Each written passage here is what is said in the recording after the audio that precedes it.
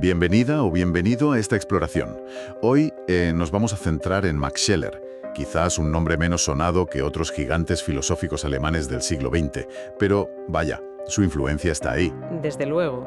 Tenemos fuentes que lo perfilan como fenomenólogo, pensador ético, antropólogo filosófico, un poco de todo. La misión es intentar captar la esencia de sus ideas y ver por qué siguen, interpelándonos hoy. Sí, es un autor realmente fascinante, sobre todo porque, digamos, intentó ir más allá de la rigidez de ciertas éticas, como la kantiana, para meterse de lleno en la vida emocional, en el mundo de los valores. Ajá. Y las fuentes, de hecho, remarcan mucho cómo su propia vida, que fue bastante intensa, parece reflejarse en su filosofía. Una filosofía que además fue cambiando, evolucionando. O tuvo sus idas y venidas con el catolicismo, ¿verdad? Exacto. Se convirtió y luego se distanció. Y su carrera académica, pues también, llena de éxitos pero también de polémicas. Críticas al nacionalismo que le costaron caro. Al final, murió joven, con 53 años. Dejó una obra muy potente, pero sin terminar. Eso es. Y esa vida, un poco tumultuosa, se ve reflejada en las etapas de su pensamiento, que suelen señalarse. ¿Cuáles serían? Pues una primera etapa muy centrada en la ética y los valores. Luego una intermedia, con un giro más metafísico, más religioso. Y una última etapa ya volcada en la antropología filosófica y la sociología del conocimiento. Vale. Y leyendo las notas, me llamó mucho la atención un concepto que parece central: la ética material de los valores. Suena distinto a lo que uno asocia con Kant, por ejemplo. ¿Qué es exactamente? Es que es una de sus grandes aportaciones. A ver, Kant ponía el foco en la forma universal del deber, el imperativo categórico, ¿recuerdas? Sí, claro. Pues Scheler dice: ojo, los valores, lo bueno, lo bello, lo justo, lo santo, no son ideas abstractas ni dependen solo de que nos gusten o no. Son cualidades objetivas, reales, y las captamos no por la razón pura, sino por una especie de intuición emocional, un sentir intencional. O sea que no es que algo nos guste y por eso decimos que es bueno. Exacto. Es al revés. Intuimos que algo es bueno, captamos su valor intrínseco y por eso nos atrae o nos gusta. La emoción como una vía de conocimiento del valor. Entiendo. Pero si los valores son objetivos y los sentimos, ¿cómo explica Scheler que haya tanta diversidad? Culturas distintas, personas distintas, valoramos cosas diferentes. ¿No choca eso? Buena pregunta. Scheler diría que esa diversidad no niega que los valores sean objetivos. Lo que refleja son diferentes grados de ceguera o de apertura a esos valores. Ajá. De hecho, él propone una jerarquía objetiva. Abajo, los valores sensibles, placer. Luego, los vitales, salud, fuerza. Más arriba, los espirituales, belleza, justicia, verdad. Y en la cima, los religiosos, lo santo. Vale, una escala. Y aquí el amor y el odio son clave.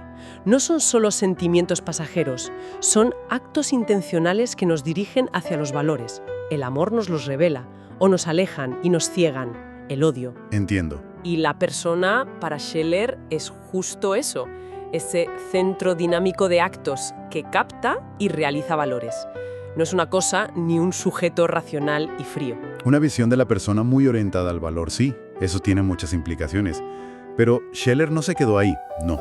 Las fuentes también dicen que conectó esto con la sociedad. Efectivamente. Desarrolló una sociología del saber muy interesante, incluso adelantándose a gente como Mannheim. ¿En qué sentido? Pues señaló cómo las ideas, las visiones del mundo, dependen en parte de las estructuras sociales, de los intereses de poder. Distinguió, por ejemplo, entre 3 tipos de saber. A ver. El saber de dominio, el técnico-científico, el que busca controlar, usar la realidad. Pues para construir un puente, por ejemplo. Luego, el saber de cultura, el filosófico, humanístico, que busca comprender el sentido, el porqué. Y el saber de salvación, el religioso o existencial, que responde a las preguntas últimas sobre la vida, la muerte.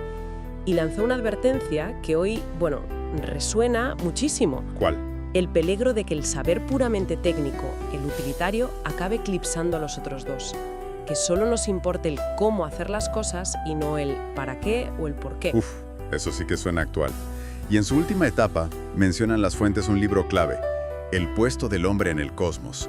¿Cómo define ahí al ser humano? Ahí lo define por su apertura al mundo, la famosa Weltoffenheit. Apertura al mundo. Sí, a diferencia del animal, que está como encerrado en su entorno, respondiendo a estímulos para sobrevivir, el ser humano puede, digamos, tomar distancia de sus impulsos biológicos inmediatos. Puede abrirse a la totalidad del ser. ¿Y eso cómo lo llama él? Lo llama espíritu, Geist, esa capacidad de ser objetivo, de captar la esencia de las cosas, de tener autoconsciencia. Pero ojo, y esto es muy importante en Scheller, ese espíritu no flota en el aire. Necesita algo más. Necesita la energía, la fuerza del impulso vital, Drang, la vitalidad básica que compartimos con otros seres vivos. Sin esa fuerza, el espíritu no puede actuar en el mundo. El ser humano es esa unión tensa, única, entre espíritu e impulso. Fascinante esa dualidad. Entonces, si juntamos todo esto, ¿por qué sigue siendo relevante Scheller hoy? Más allá de los círculos académicos, quiero decir. Pues mira, yo creo que por muchas razones.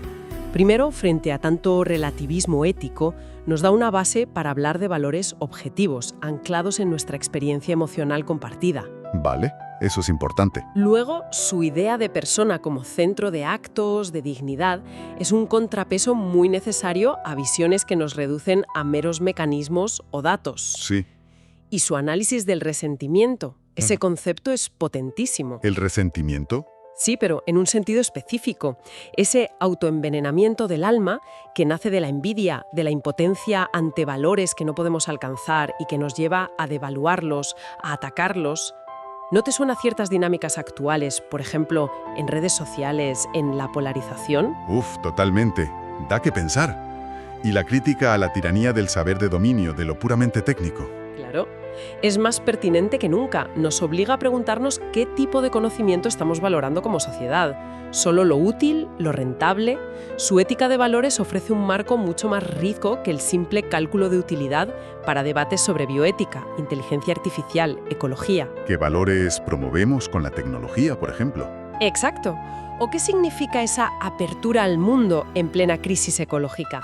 El pensamiento de Scheller nos desafía constantemente a mirar más allá de lo inmediato, de lo instrumental. En resumen, Scheller emerge como un pensador muy vital, de la emoción inteligente, de los valores como algo real y de una condición humana marcada por esa tensión entre espíritu e impulso. Sí. Nos dejó una ética que no desprecia el sentir, una antropología de la apertura y una crítica cultural que, sigue muy vigente. Totalmente. Fundó esa ética material de valores, influyó muchísimo en corrientes como el personalismo, gente como Munier o incluso Karol Wojtyła, Juan Pablo II, bebieron de él, y anticipó cosas clave de la sociología del conocimiento. Nos reta a no conformarnos con una visión plana de la realidad. Y quizás como reflexión final para quienes nos escuchan, en un mundo que tiende a cuantificarlo todo, a reducir lo humano a datos, a biología pura y dura, ¿qué espacio real estamos dejando para cultivar esa apertura al mundo? Esa capacidad de intuir y aspirar a valores que van más allá de lo inmediato, eso que Scheller veía como el núcleo de nuestra humanidad. ¿Estamos quizá nutriendo solo el saber de dominio a costa de la cultura y del sentido?